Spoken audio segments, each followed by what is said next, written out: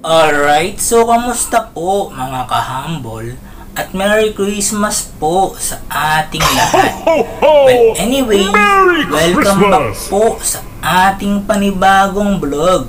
So, bali sa bidyong ito ay pag-uusapan naman po natin ang pinagmulan ng pangalan ng tinaguriang City of Pines or Summer Capital of the Philippines, ang Baguio City. Patay! Yari! Alright, so isang malaking shoutout po muna tayo para sa lahat ng ating mga kahambol dyan.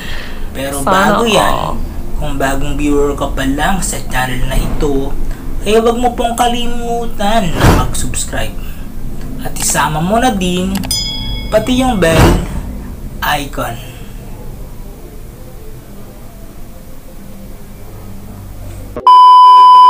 Alright, so based on my own analysis po mga kahambol, sinasabing ang Baguio daw po ay tinawag na kapagway ng mga unang nanirahan sa bayan na ito noon.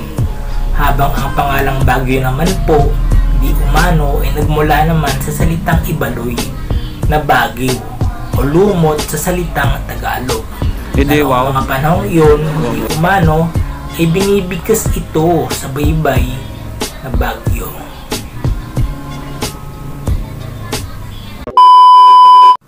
Alright, so karagdagang kaalaman lang po muna tayo mga kahambol. Alam nyo na po ba na ang pangalang Baguio po pala ay nagmula sa salitang bigyo, hindi na totoo isang yan. malumot na berdeng halaman na tumutubo sa paligid ng lugar, na kung saan kasalukuyang matatagpuan ang Burnham Park.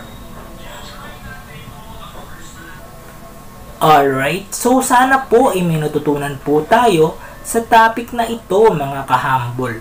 At kung nagustuhan nyo po ang bidyong ito, ay paklik na lang po ako ng like button sa ibaba.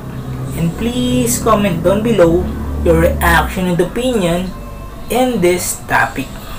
And please don't forget subscribe. Thank you.